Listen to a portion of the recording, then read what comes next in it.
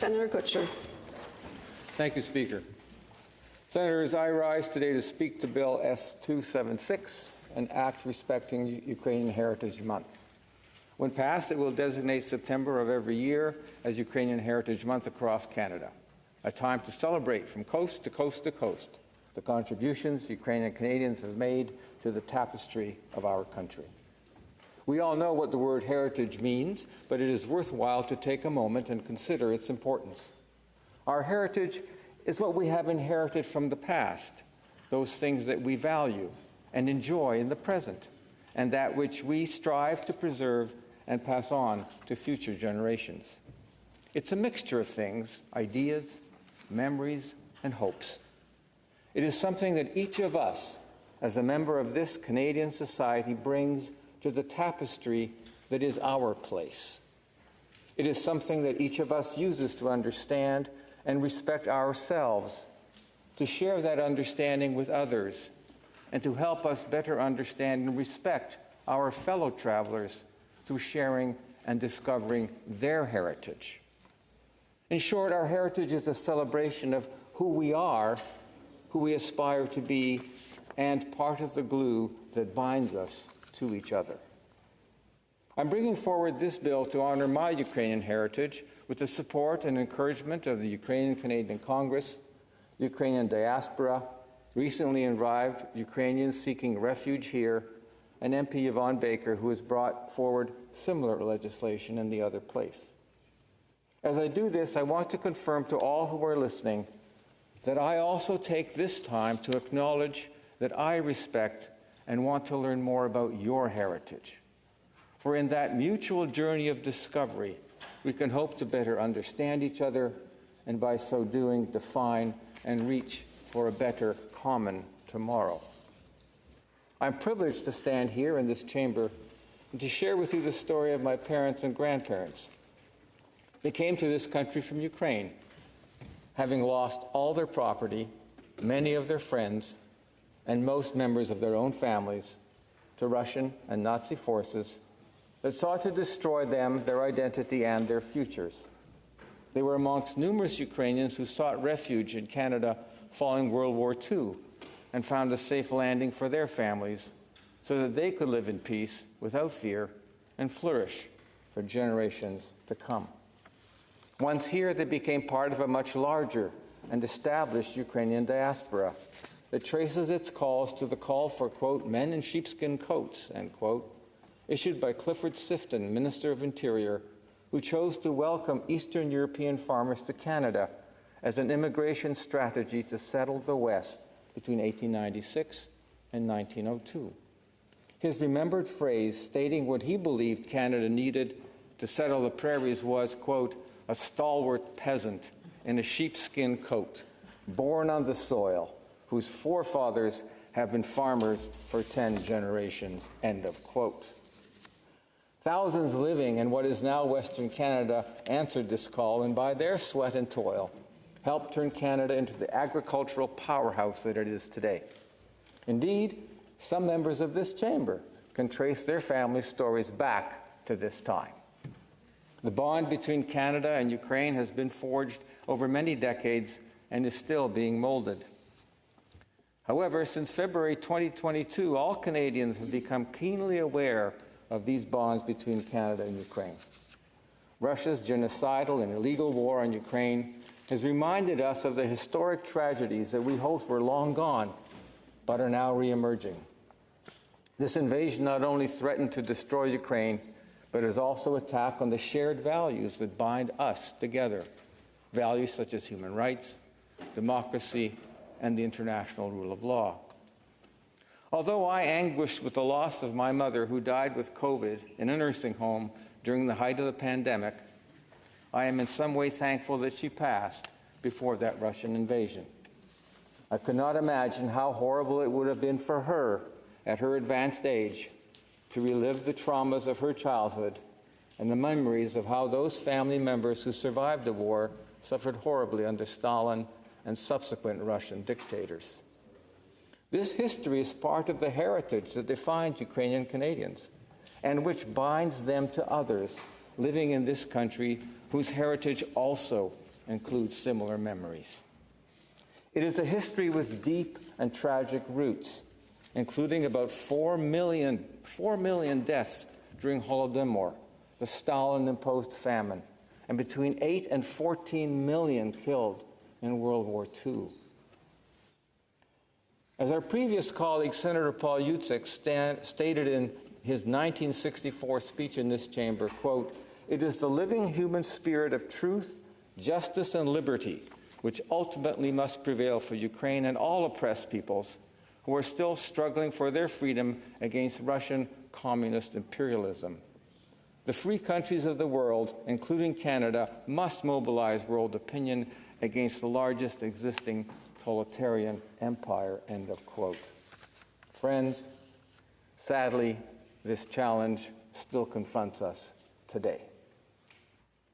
There are now more than 1.3 million people of Ukrainian heritage living in Canada, close to about 4% of our population.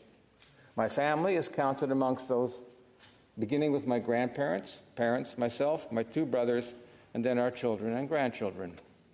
As a boy, I didn't speak English until I started elementary school. As was the case in many refugee homes, the mother tongue was the language of the household. For us, it was Ukrainian. Since my grandparents never really learned to speak English, that was the language that bound me to them.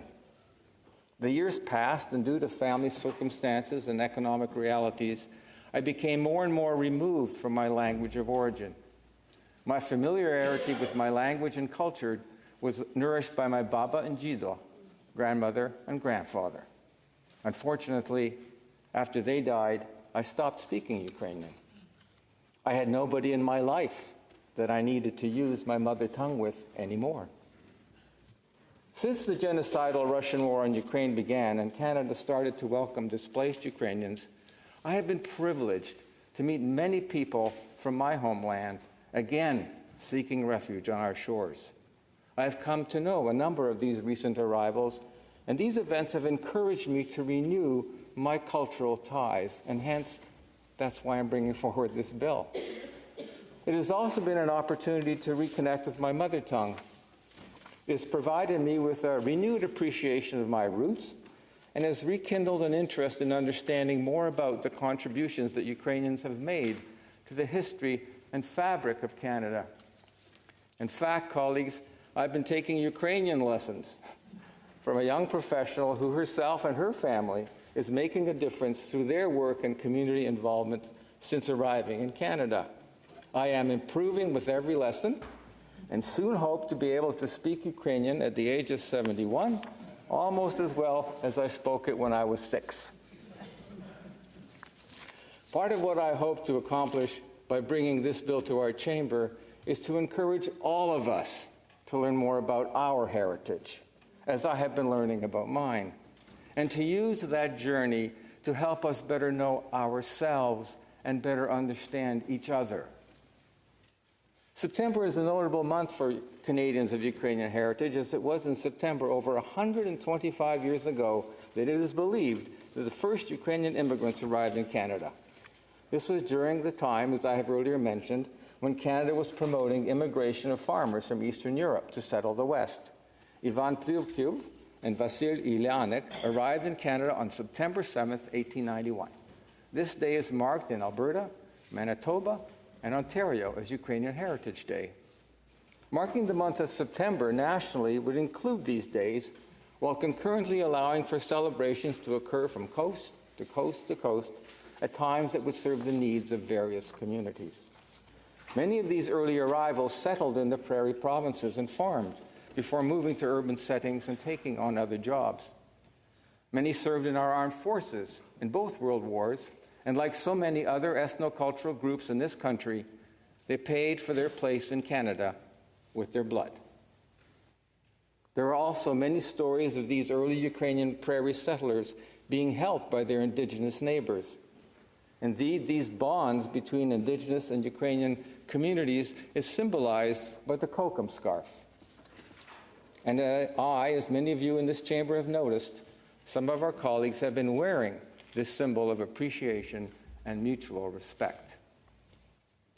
We are fortunate in Canada to be part of a tapestry that was woven by hands of many colors.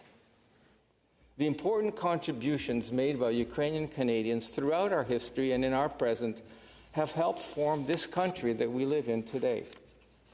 This bill is an opportunity to recognize that heritage and celebrate the impactful role that Ukrainian Canadians have made to our social, economic, political, and cultural fabric.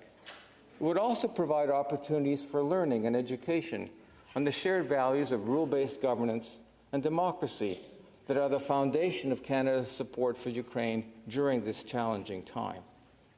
There are countless Canadians of Ukrainian heritage who have made contributions to our country in fields of science, the arts, the armed forces, athletics, business, and politics. They have played a part in weaving the tapestry of the Canada of yesterday, today, and tomorrow. I will take a moment to highlight only a few here. Individuals such as Roberta Bondar, the first Canadian woman and second Canadian in space, a neurologist who is a pioneer in space medicine research. She's also an accomplished nature photographer. Dr. Bondar is a role model to many who dream big.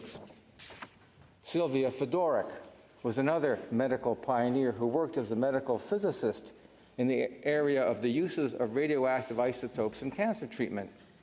She was a professor who became the first woman named chancellor of the University of Saskatchewan in 1986. Fedorik also excelled at baseball, track, and curling. She's an inductee into Canada's Curling Hall of Fame and was the president of the Canadian Ladies Curling Association. Maybe Senator Plett's granddaughter will one day be in that same position. This trailblazer accomplished many firsts over her lifetime, including becoming the first female lieutenant governor of Saskatchewan in 1988. She wove many threads into the fabric of our country's history. Raina Tishin was also from Saskatchewan. His father was Canada's first Ukrainian-born senator, and Ray served as a member of the House of Commons from 1974 until 1988 and served in the cabinets of both Joe Clark and Brian Mulroney. On January 29, 1990, he was sworn into office as Canada's Governor-General, where he transformed that office into one that celebrated his phrase, and I quote, "The Governor-General belongs to the people of Canada," end quote. For decades, Canadian households turned in to test their knowledge with Jeopardy host Alex Trebek. Trebek, whose father came to Canada as a boy from Ukraine, worked at the CBC before taking up the helm of Jeopardy. Playwright and novelist George Riga tells us about the Canadian experience in his writing. Raised in a northern Alberta farming community, he rose to prominence despite little formal education. The Ecstasy of Rita Joe and Other Plays is his depiction of the plight of Indigenous peoples struggling to be heard. Musicians from all genres draw from their Ukrainian heritage, such as Randy Bachman, Paul Brandt, Chantal Krevozyuk, Luba and Ivan, and Stefan Doroschuk from Men Without Hats. I know my seatmate will know all about that. There are countless athletes of Ukrainian descent that have represented Canada, especially NHL hockey players, including Wayne Gretzky, and my own cousin, Mark Osborne. Mark is much less well known than Mr. Gretzky, and sadly, he spent more than a decade and a half playing for the Maple Leafs.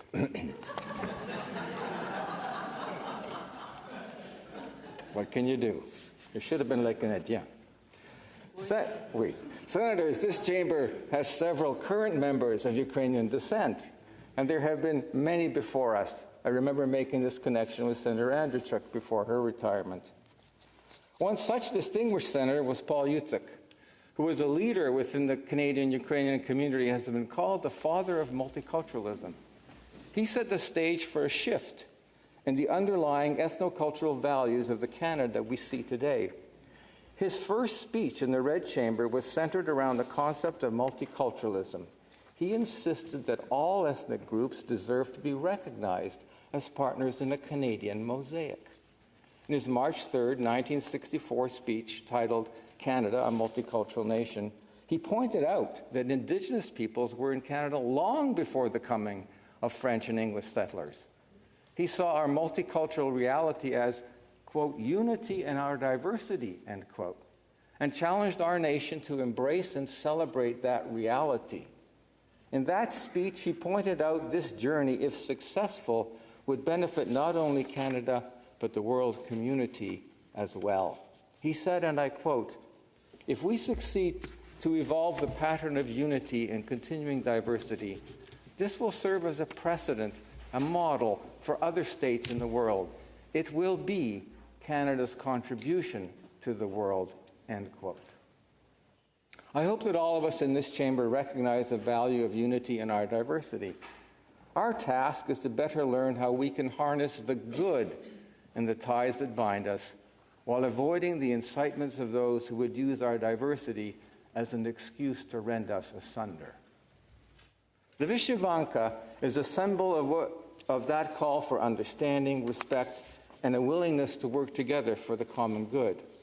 Traditionally, the Vyshyvanka is a handmade blouse, sewn of natural materials and embroidered with threads of various colors. Ukrainians believe embroidery has a talismanic meaning, the power to protect a person from harm and to bring good luck. The Vyshyvanka is a symbol of the beauty that is created when threads of many colors are woven together. It's a symbol of how every one of us can link with others to create something much greater than the sum of our parts. Senators, we are living in a time that calls for more celebration of the things that bind us together in the face of the things that pull us apart. This is why I'm seeking your support to move this bill celebrating Ukrainian heritage quickly through this chamber and over to the other place. Dziękuję, thank you, merci, and Eladio.